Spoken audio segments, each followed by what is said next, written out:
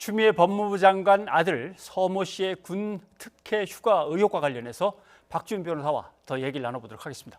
어서 오십시오. 안녕하십니까? 예. 군 법무관 출신이시죠? 네, 그렇습니다. 저도 군대 말년에 휴가증도 끊어주고 인사서무 업무를 보다가 제대를 했습니다만은 네네. 카투샤는 경험한 거하고 좀 달라서 좀 네. 조심스럽게 접근하고 있습니다. 법무관을 제가 2002년도에서 10년간 복무를 10년. 했었고요. 오, 뭐 군 판사나 군 검사를 하면서 많은 군무이탈죄를 처리를 했었고, 그렇죠. 예, 제일 특히 뭐 많은 사례가 그런 제가 것들이죠. 의미가 있는 게 국방부 인권과에 2009년, 10년에 근무했던 적이 네. 있습니다. 아마 국방부에 인권과가 있는지 모르는 사람들이 많을 거예요. 그 인권과가 2007년, 6년 그 무렵에 참여정부 때 만들어졌고, 예. 그래서 군인의 어떤 권리라든지 그런 것 때문에 규정도 많이 만들었는데 지금 놀라야 되는 것 중에 그 인권과 부분들이 좀 많은 것 같아서 제가 좀 얘기할 거리가 좀 있을 것 같습니다.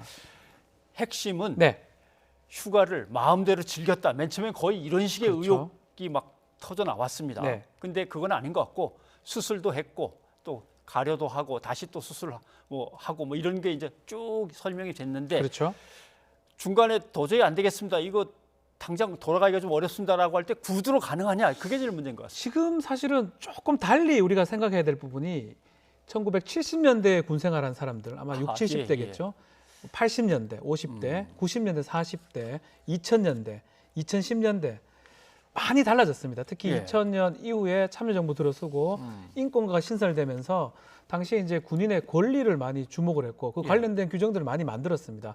특히 군인의 의료 관련된 부분, 병가를 30일 정도는 부대장 지휘에 따라서 쓸 수 있도록 되어 있고 예. 휴가 부분은 조금 오해하는 부분이 있는데 민간하고 많이 다릅니다. 예. 민간에서는 휴가를 못 쓰는 경우도 있어요. 회사 같은 경우는. 근데 군에서는 자신의 주어진 휴가는 기본적으로 쓸 수 있도록 돼 있습니다. 아, 예. 28일로 제가 알고 있는데 지금 복무 계열이 줄었기 때문에 조금 다를 수 있는데 그 28일을 하루하루 짜게서 쓸 수도 있고요. 예. 통틀어서 28일 다 쓸 수가 있습니다. 아, 예. 다만 훈련을 하고 있거나 위기 상황이고 전쟁 상황에 쓰면 안 되겠죠. 네. 그런 것들을 부대 지휘관이 통제할 수 있도록 돼 있는데 지금 상황에서는 그런 어떤 규정을 좀 생각을 해야 되는데 예. 본인이 군대에 있을 때는 휴가 함부로 못 썼거든요. 그렇죠. 그러다 보니까 모든 우리 대한민국 남자들 또 여성분도 마찬가지 직간접적 군대 관계가 있습니다. 예. 자기가 경험한 거 봤을 때는 어떻게 전화해서 휴가를 신청하느냐 그렇게 되지만 이 우리 규정상 부대 관리 훈령에 따르면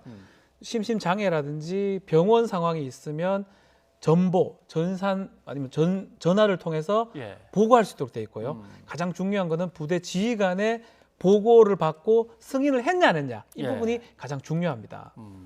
결국은 휴대에서 미복귀로 군무를 이탈했느냐 안 했냐는 지휘관한테 승인을 받았냐 이게 이제 그렇죠. 핵심이군요. 그 우리가 지금 명령지라든지 전산이라든지 기록 부분들을 좀 얘기를 많이 하고 있고 그게 잘못된 거 아니냐라고 예. 얘기하는데 사실은 군대에서 가장 중요한 건 부대장의 승인입니다. 예. 부대장이 승인을 했으면 전산 부분은 중요하지 않습니다. 반대로 승인을 하지 않았는데 전산 작업이 돼 있으면 그게 문제가 되는 거고요. 오히려.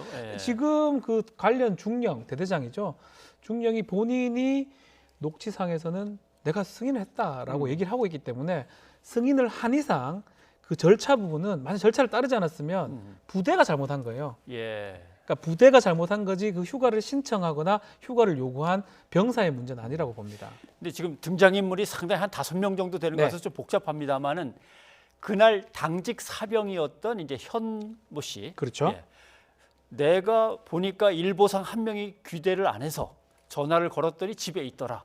너 빨리 안 오냐? 휴가 끝났다라고 하니까 예 하고 그냥 별말 없이 끊었는데 갑자기 정체불명의 한 대위께서 오시더니 그렇죠. 어느 부대인지 모르겠는데 그 인사 처리가 그 휴가로 하라고 그랬는 휴가 처리를 하라고 그런 건지 휴가 처리가 된 거니까 네. 그렇게 알라고 그랬는지가 좀 불명확합니다만 그렇게 하고 가서 네. 자기는 누구한테 압박을 받았구나.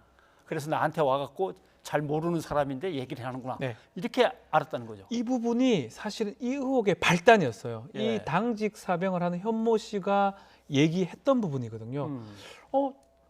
미복귀하기 때문에 제가 서 씨한테 전화를 했는데 예. 안 오고 모 부대 육군 본부로 추정되는 장교가 가지고 막 뭐라 하길래 예. 해줬다. 그런 얘기를 해가지고 문제됐는데 이 부분을 좀 알아야 됩니다. 계속 얘기를 하지만 규정상으로는 전화로 휴가 신청이라든지 가능합니다.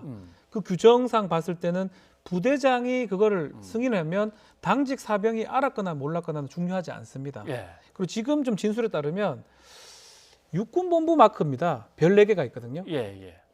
육군 참모총이 별 4개니까 파란색이 별 4개 마크인데 카투사 장교들도 육군본부 마크를 착용을 그래요. 합니다. 요거는 한번 네. 녹취를 한번 들어보고 좀 마크 설명부터 다시 한번 네. 시작을 해야 될 것 같습니다. 장교는 한국군복을 입어요. 네. 근데 마크는 원래 카투사들의 소속은 육군본부 인사사령부인가 그래요. 그러다 보니까 육본 소속이에요. 근데 장교들은 육본 마크를 달기도 하고 이사단 마크를 달기도 하고. 근데 그게 일률적이지 않다는 거예요. 사람마다 좀 달랐대요. 그러다 보니까 지금은 좀 다르다 그러는데 그런 혼동이 충분히 있을 수 있다는 거예요. 아, 카투샤는 미군에 배속됐으니까 미군 마크를 달지만 네. 지원단 장교는 한국 육군 소속으로 마크가 다를 수 있군요. 원래 육군 본부 소속이면 육군 마크를 왼쪽에 달고 오른쪽에는 이제 지금 배속 부대를 달고 배속 부대를 뭐 이런 달고, 식으로 예. 되는데 지금 말대로라면 그 당직 사병이 주장했던 거는 왠지 문서 외압을 행사하려고 육군 본부에서 웬 장교가 가지고 압력을 행사했다는 건데 지금 분위기상으로는 제가 지금 말했던 스토리입니다. 예. 부대장이 허가를 했고요. 허가를 했으면 부대장은 밑에 장교한테 허가했다라고 얘기를 했을 겁니다.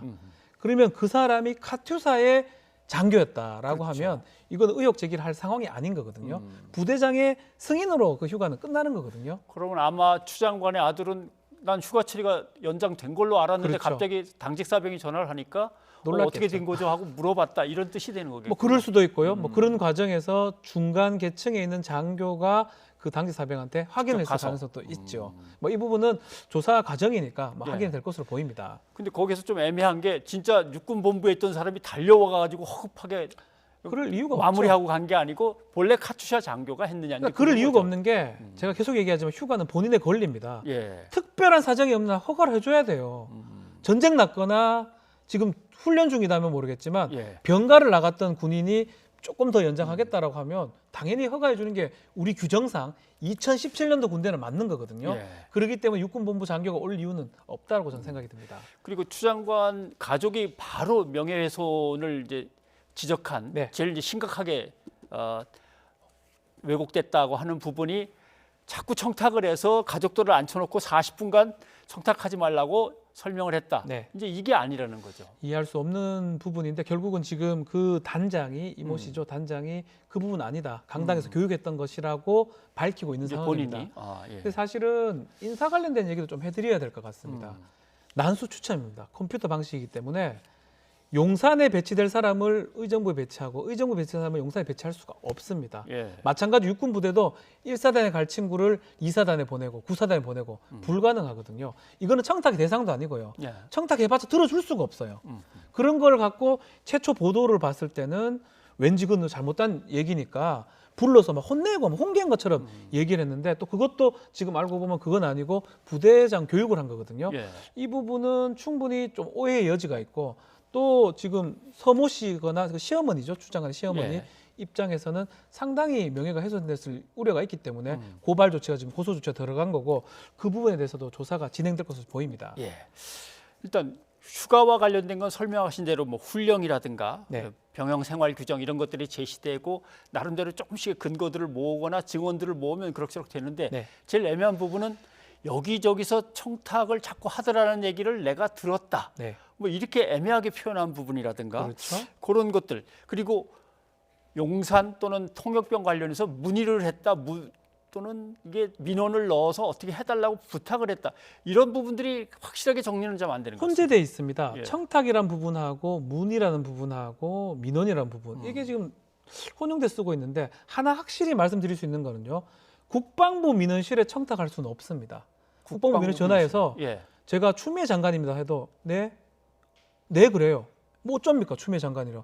국방부 민원실 해줄 수 있는 거는 안내를 해줄 수 있고요. 예. 설명해 주는 방법밖에 없는 거거든요. 그렇기 때문에 민원실에 전화한 거를 갖고 청탁이라고 보기는 어렵고요. 예. 그리고 그 민원실의 전화 담당자들이 뭘 해줄 수가 없습니다. 그런데 이제 다른 부분 예컨대 지금 보좌관이 전화를 해서 그 했다는 부분. 예. 그런 부분들은 좀 따져봐야 될 것 같습니다. 어떤 의도에서 했고 협박이 있었으면 강요죄가 될 여지가 있고요. 그게 아니고 부대 배속 관련해서 법령에 위반해서 부탁을 했으면 부정청탁법, 이른바 김영란법 위반이 될 수가 있습니다. 그 부분은 따져볼 수가 있을 것 같습니다.